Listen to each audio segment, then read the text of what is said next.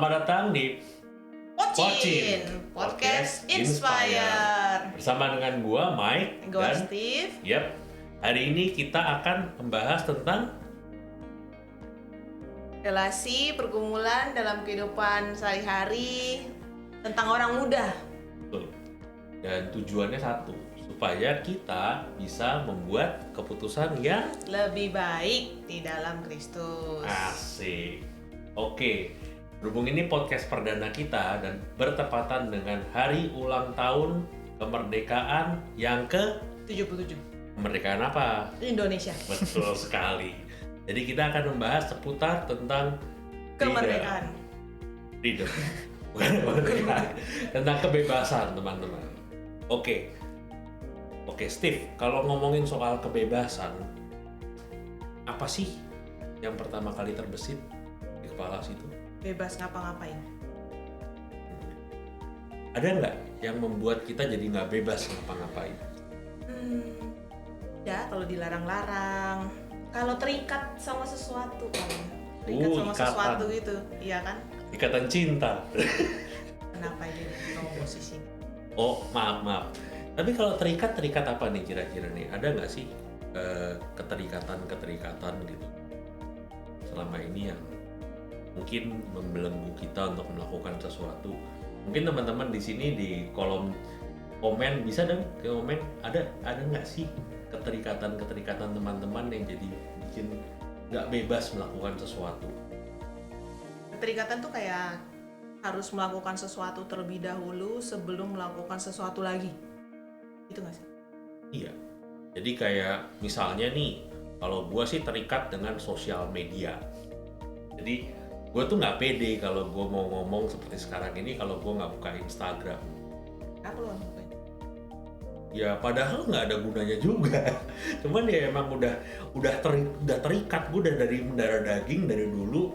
Kalau Harus misalnya buka. setiap 1 jam nggak buka tuh rasanya ada yang salah dengan hidup gue. Padahal nggak ada yang nyari ya. Nggak ada yang nyari, betul. DM juga nggak nambah. Gitu. Jadi hari ini kita akan kedatangan satu bintang tamu. Dari tadi dianggurin. Dari tadi emang bintang tamunya udah datang dari tadi, cuman kameranya belum diarahin ke bintang tamunya. Jadi kita akan ngobrol-ngobrol seputar tentang kebebasan dan keterikatan atau yang biasa dibilang Adiksi. betul sekali, betul dek. Oke, ini kita kedatangan Kalia Wirana. Halo. Halo. Halo Selamat Mike, datang. halo Steve. Nah, diminum dulu. Nah, Udah anggap dari aja tadi kayak minum. rumah sendiri nggak apa-apa. Emang rumahnya ini. Iya, emang rumahnya di sini. Kita yang berkunjung. Iya, kita yang berkunjung nih, bintang tamunya tuh harusnya kita, cuy. Iya. Iya. Ya udah kita deh yang ditanya Li. Iya. Kita balik ke Oke, ngomongin soal adiksi nih. Kita tuh kalau misalnya ngomongin sesuatu kan kita nggak tahu kalau kita nggak nanya artinya tuh apa. Apa sih itu ya? Apa sih kira-kira adiksi itu? ini ujian nasional kayaknya. Pengujinya dua. Pengujinya 2. Ya, skripsi Anda silakan. Kalau adiksi itu sih sesuatu yang dilakukan berulang-ulang, terus kita nggak bisa lepas gampang lah dari situ gitu ya. Kalau misalnya bangun pagi kayak Mike tadi bilangnya sosial media kan gitu. Nah, gue mau nanya, pagi-pagi lu ngapain? Apakah mandi dan gosok gigi? Enggak sih dia kayaknya. Pasti sosial media kan. Mandi dan gosok gigi setelah buka sosial media. Setelah buka mata lebih tepatnya. Oh iya, setelah buka mata, bener. Nah itu jadi kayak dilakukan berulang-ulang, kemudian susah untuk berhenti, dan itu tuh pasti merusak gitu, merusak diri kita gitu. Jadi kayak misalnya narkoba yang orang kecanduan itu atau adiksi kan paling populer narkoba gitu kan. Nah itu udah pasti kan merusak diri sendiri. Narkoboy. Narkoba. Gitu. Padahal Gitu, ada Bapak, yang- Ibu. Oh, iya. Kita kesini lainnya. Gue baru sadar gue sebut narkoboy gue cowok sendiri di sini. Iya. Jadi adiksi itu yang berulang, yang nggak bisa dihentikan, padahal tahu ya melukai Betul. Tapi kalau gitu. yang ringan-ringan gitu kadang kita nggak sadar nggak sih? Kayak Mike Iya. tadi kan Apa sebenarnya sih ruginya sosial media? Iya, benar-benar. Sosial media kan cuma biar 5 detik. update. Iya benar. Orang tuh selalu mikirnya ya freedom itu kalau misal gue mau lakuin apapun gitu kan ya bebas-bebas gue aja gitu kan gitu. Kayak gue kalau misalnya mau kerja gitu tuh harus kopi misalnya. Kalau nggak ngopi dulu nggak bisa kerja gitu. Kayaknya buntu gitu kan otaknya gitu. Tapi waktu gue ngopi terus selama bertahun-tahun terus gue mikir gitu. Sebenarnya ini gue bebas gak ya? Apa masa sih setiap kali gue kerja gue harus ngopi dulu gitu? Padahal sebenarnya misalnya duit gue gitu, bebas dong gue melakukan apa dengan uang yang gue keluarin misalnya kayak gitu kan. Jadi dari situ sih gue mulai mikir-mikir jangan-jangan emang gue nggak bebas gitu. Padahal dulu waktu misalnya kita SD, SMP gitu belajar aja, padahal kan banyak juga gitu kan nggak ngopi juga. Gitu. Nggak punya gitu. duit kayaknya. Masih minta mama. Iya bener juga ya. Aduh, ya kayak gitu sih. Jadi gue mikir-mikir bener nggak ya kita tuh bener-bener bebas gitu. Waktu kita merayakan nih kan baru kemerdekaan nih ya gitu kan. Terus kayaknya asik-asik aja dibandingkan kita zaman dulu gitu dijajah mau ngapain juga susah gitu. Sekarang kita malah bebas gitu kan. Tapi bener nggak sih kita bener-bener bebas gitu? Kayak gue mikir-mikir ya nggak juga gitu. Masa iya setiap pagi gue mesti ngopi gitu kan contohnya. Berarti kayak dijajah kopi dong Anda. Bener juga. Dan kita bayar loh. Iya kita bayar loh. Bayar Bener, kopinya. bener. Kita bayar untuk dijajah. Iya. Untuk adiksi kepada kopi. Ini teman-teman kita baru ngomongin kopi dan sosial media ya. Kita belum bahas tuh. Mau ya? Bokepnya kesini. Bokep gitu. Iya. Oh iya di sini. Aduh. Itu kan juga bisa dibilang salah satu adiksi ya. Itu iya sih. Iya Orang-orang banget itu. tapi kayak gue punya teman-teman cowok gitu ya, mereka tuh selalu bilang lah kan kalau misalnya gue ngebokep kan gue kan nggak ngerugiin siapapun, orang gue lakuinnya Kita sendirian. bayar. Hmm. Oh, iya, Objek online, tapi bayar. Bayar semua ya. Kalau ngekos kan ya Iya. lebih minim kalau misalnya satu kos cowok semua. Terus pada jadi lebih murah loh. Berjamaah. Bisa berjamaah. Waduh. Gitu. Kayak iya sih kayak teman-teman cowok gue itu selalu ngomongnya lah kan gue nggak ngerugiin siapa-siapa gitu. Tapi ini sih mungkin kerugiannya lebih ke jangka panjang kali ya gitu. Karena kita sebagai manusia tuh udah terbiasa untuk melihat objek yang di depan mata kita, dia di depan layar kaca itu ya sebagai objek gitu. Jadi udah terbiasa misalnya lihat perempuan ya sebagai objek, bukan sebagai manusia yang ada harkat martabatnya untuk dihormati gitu. Dan mungkin itu akan berdampak jauh juga waktu dia menikah misalnya, waktu dia punya anak perempuan misalnya, atau ya kolega kerjanya atau teman-temannya yang perempuan misalnya kayak gitu sih. Jadi dibilang ya gue nggak ngerugiin siapa-siapa, bebas dong gitu. Tapi jangan-jangan ya kerugiannya gitu, jangka panjang banget gitu. Kebayang gak sih kalau pengen lu lagi kerja terus lu pengen nonton, itu kan ada efek on the spot ya, maksudnya lagi kerja tapi lu kayak lu saking lu adiknya lu kayak terpaku gitu dan lu harus nonton gitu, karena kan salah satu syaratnya itu nggak bisa dihentikan. Tiba-tiba pengen kan? Iya. Jadinya betul. nonton. Katanya ada istilah yang cowok-cowok tuh kalau nggak ngebokep pusing, bener gak sih? Bener gak sih? Lu kalau ngaku Ini gara-gara dia cowok sendiri. kalau ngaku ketahuan deh. Waduh. Ada yang bisa bantu? Kakak, adik-adik, mungkin bisa tolong ditulis di kolom komen. Enggak gitu ya? Ya, Itu jauh kalau iya ya nggak apa-apa juga. jauh juga dong. Karena kan itu sesuatu yang kalau menurut cowok-cowok bahkan itu tuh kalau menurut gue sendiri kadang-kadang hal-hal seperti itu malah udah masuk kontennya sebagai icebreaker. Jadi kalau kita mau cair nih ngomongnya malah begitu. Di antara para cowok-cowok Di misalnya antara kayak para gitu. cowok-cowok. gitu. Pembuka obrolan gitu. Iya.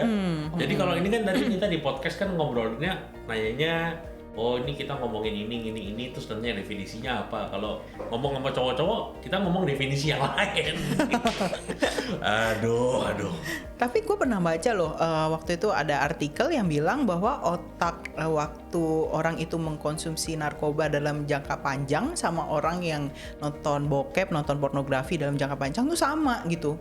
Rusaknya, kerusakannya sama gitu. Jadi mungkin itu kan tadi ya, kayak kita jadi nggak bisa ngelihat orang itu sebagai pure orang manusia punya harkat martabat gitu, tapi mungkin itu juga akan ngerusak bagaimana cara dia nanti bekerja gitu kan, karena ada kerusakan di otak yang emang mengganggu misalnya gitu. Jadi harus lepas ya. Jadi dengan kata lain itu yang notabene kita kira selama ini nggak ada yang terluka, nggak masalah, itu ternyata kan jangka panjang nih, dan ternyata yang kena itu kebanyakan nggak cuman dari orang yang beradiksi itu sendiri, cuman orang-orang sekitarnya kan juga kena gitu. Betul. Benar nggak? Betul. Kalau gitu kita harus bebas. Nah itu Dari dia. adiksi. Betul. Apapun itu ya. Nggak hanya bokep. Bisa juga game. Bisa juga game. Gue juga sempet tuh adiksi sama Shopee tanam. Gue nggak boleh nyebut merek. Itu tanam lah gitu. Yang tanam gitu, terus kalau misalnya gue WA dia, minta lu air ya? minta air nih, lu nggak kasih nih, langsung nih persahabatan kita berakhir. merusak. Melukai diri padahal kan, tapi tetap aja dilakuin. Iya. Jadi harusnya kita bebas. Gimana sih caranya kita bebas? Berat ya? Langsung. Iya sih. Ngomong-ngomong soal kemerdekaan Indonesia, ya kita udah dibebasin. Sekarang kita jauh lebih enak gitu ya, menjalani kehidupan hari-hari gitu. Tapi kita juga kadang-kadang suka lupa nih bahwa Tuhan Yesus tuh dulu 2000 tahun yang lalu udah membebaskan kita juga gitu. Dengan mati di kayu salib, kemudian dia bangkit kembali gitu kan. Tapi justru kayak gue tadi bilang, udah minum kopi setiap pagi baru nyadar, iya ya bener gak sih sebenarnya gue bebas? Nggak juga gitu. Ternyata itu perlu proses panjang juga sih gitu. Setiap orang prosesnya berbeda-beda, tergantung rahmat yang Tuhan taruh di tiap orang itu ya gitu. Tapi yang langkah pertama yang mesti orang-orang yakini adalah meyakinkan bahwa pembebasan itu ada dan ada dan nyata gitu. Terus fokusnya selalu pada Yesus gitu, pada cintanya Yesus gitu sih, gitu. Karena kalau misalnya kita melakukan dengan kekuatan sendiri, itu mah udah pasti ya bisa sih, tapi sampai berapa lama sih gitu kan? Karena kita coba melakukan itu tanpa bantuan dari Tuhan gitu yang memampukan kita gitu. Begitu. Ada ayatnya dari mana tuh? Galatia 5 ayat 1. Yang bunyinya. Supaya kita sungguh-sungguh merdeka, Kristus telah memerdekakan kita. Karena itu, berdirilah teguh dan jangan mau lagi dikenakan huk perhambaan. Anda hanya bukan berdiri dengan teguh. Kirain lu mau praktekin gitu, berdiri tegak beneran. Ternyata cuma duduk doang yang tegak. Nah itu sih, jadi mesti dari kesadaran dan keyakinan diri sendiri dulu pertama kali dibangun, kemudian mesti percaya bahwa pembebasan itu ada gitu. Kemudian ya jalani prosesnya bersama dengan Kristus sama Tuhan gitu. Akan-akan mudah ya. Ya pelan-pelan. tapi ya setiap orang prosesnya beda-beda gitu, dan panjang banget yang pasti ya gitu kan. Karena kalau misalnya itu gampang berarti sebenarnya bukan adiksi dong. Iya. Iya kan? Karena kan sudah adiksi tadi yang kayak Silia ngomong kan, sudah tidak bisa kita punya kontrol lagi sama itu kan, ya enggak? Dan mengambil kontrol itu untuk menjadi kebebasan kita lagi itu sesuatu yang butuh proses dan butuh rahmat Tuhan gitu. Betul. Tapi kalau dari share dikit deh, ada nggak sih pengalaman gitu untuk melepaskan diri dari adiksi? Wah, ada banget sih. Dulu tahun 2011 itu waktu zaman-zamannya gue kuliah tingkat akhir gitu, wah langsung ketahuan umurnya. Berapa tuh? Ayo, tulis di kolom komen. Jadi tahun 2011 itu lumayan susah banget tuh, tahun-tahun susah banget tuh buat gua gitu, karena dimulai dari skripsi gue yang ditolak gitu. Jadi ditolaknya nggak cuma sekali tapi 2 kali gitu. Jadi gue tahu nih kalau misalnya gue tarik mundur, udah pasti teman-teman gue satu angkatan lulus lebih dulu dibandingkan gue gitu kan. Karena ya ditolak 2 kali dan harus ngajuin. Nah waktu dulu itu dosen gue tuh kebanyakan honorer, jadi nggak ada yang stay di kampus untuk langsung revisi dan sebagainya gitu. Setelah itu tuh banyak masalah dari keluarga juga. Dulu gue juga udah mulai pelayanan, masalah di pelayanan juga dan sebagainya gitu, sampai akhirnya tuh kok kayaknya stres banget gitu ya. Dan akhirnya karena stres banget tiap malam, ya udahlah pengen cari pelepasan, ceritanya pelepasan gitu kan. Ya itu pertama kalinya, nggak pertama kalinya gue sih udah sempet ngelihat materi-materi bokep tuh dari SD dulu, tapi ya kayak gitu aja gitu, maksudnya biasa aja gitu. Tapi waktu 2011 itu tuh kayak nggak tahu kenapa pengen banget keluar dari stres itu, dari 1 malam jadi 2 malam, 3 malam, sampai akhirnya keterusan gitu. Jadi gak kayak bener-bener kayak masuk ke dalam, gimana sih, lu tahu whirlpool gitu nggak sih kalau jadi nggak bisa susah banget gitu, masuk ke dalam pusaran. Dan kayaknya tuh tiap malam jadi kayak excuse gitu loh, alasan bahwa gue nih stres nih, butuh gitu kan. Akhirnya berkepanjangan tuh gitu. Sampai akhirannya 2014 2015 gitu, gua ikut di komunitas Domus Cordis. Itu ada pengajaran tentang teologi of the body dari Yohanes Paulus II, teologi tubuh tuh, yang bilang bahwa wah ini kita diciptakan baik gitu kan, bahwa seks itu kudus, pokoknya macam-macam yang akhirnya membuka wawasan gue banget gitu. Memang di situ dibilang bahwa yang namanya adiksi pornografi memang itu kayak tipuan-tipuan gitu loh, gitu kan, yang hanya memberikan sensasi-sensasi sebentar doang. Padahal itu tuh yang gue cari tuh gitu kan. Tapi ternyata kenal sama ajarannya tuh nggak membuat langsung lepas gitu. Itu perlu proses, dan pertama kalinya masuk ke ruang pengakuan tuh rasanya aduh gila. Ini kayak mau ngakuin sesuatu yang susah banget gitu. Kayaknya tuh mau keluar dari mulutnya itu susah, padahal udah kepikiran. Akhirnya ngomong ini. Iya gitu. Jadi dari satu pengakuan dosa ke pengakuan dosa tuh udah berapa lama tuh nggak keluar-keluar, padahal udah tahu gitu kan. Sampai akhirnya ya udahlah, membiarkan diri bener-bener melepaskan semua kayak kesombongan. Tuh waktu itu gue nggak berani lihat muka Romonya tuh, padahal sebenarnya nggak pakai yang bilik itu. Pakai bilik. Terus aduh ya udahlah, akhirnya gue nunduk sambil gue ngomong pelan-pelan gitu. Iya Romo, saya keterikatan pornografi gitu. Aduh kayaknya buat cewek tuh gimana gitu kan gitu. Terus pakai waktu kayak misalnya gue udah sediain nih waktu Paskah, itu kan waktu pantang dan berpuasa gitu kan. Gue sediain tuh waktu untuk berpantang nonton bokep misalnya.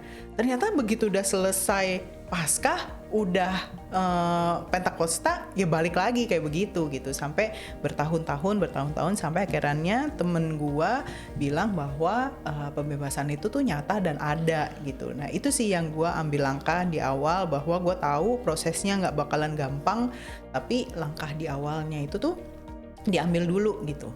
Jadi nggak langsung smooth, langsung lancar gitu ya. Tapi jatuh bangun juga, kadang-kadang gue juga malu juga sih ya sama teman-teman sesama perempuan gitu. Tapi ternyata emang Tuhan tuh berjalan bersama-sama sih, sampai akhirnya gue ingat 2018 lah gitu. ternyata Tuhan pertama-tama memulihkan gambar diri gue dulu sebagai perempuan. Nah dari situ awalnya gue ngerasa gue udah nggak butuh itu lagi gitu, karena Tuhan udah memulihkan gue sebagai wanita pada umumnya gitu, yang sudah diciptakan sempurna gitu. Tapi ya dari 2011 sampai 2018 prosesnya gitu. Nggak sebentar. Gitu. Dan kadang-kadang kalau misalnya lagi stres, sekarang ini ya ada aja gitu godaannya gitu untuk balik ke sana gitu. Cuman ya yakin aja bahwa Tuhan bersama-sama sama kita gitu. Jadi lu udah tahu kan? Lepas dari mana nih? Dari Anda? Dari yang tanam-tanam itu tadi. Oh, dari tanam-tanam. Tanam-tanam begitu caranya. Oke.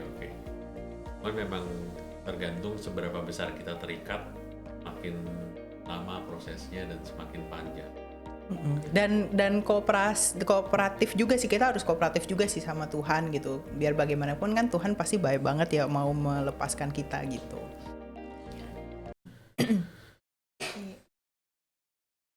Ya. Mendadak basah guys, kena siraman wadi. Harusnya mau pakai payung, tapi kena sih sharingnya sih.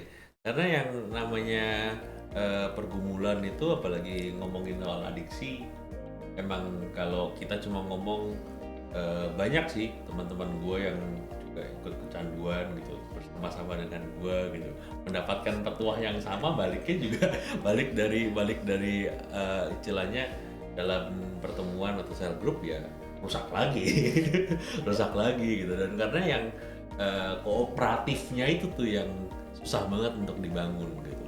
Betul, Ya nggak? betul. Karena durasi kita sudah mepet ya. Iya. Kita sudahi dulu nih Iya. pembicaraan kita. Terima kasih Lia untuk kehadirannya. Makasih. Thank you, Lia. Kita yang thank you. Kita yang datang. Iya, kita yang datang ya. Sama-sama.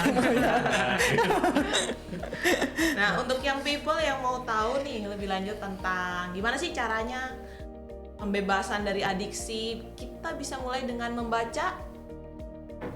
Ini ada salah satu buku terbitannya Domus Cordis, itu judulnya You Deserve the Truth.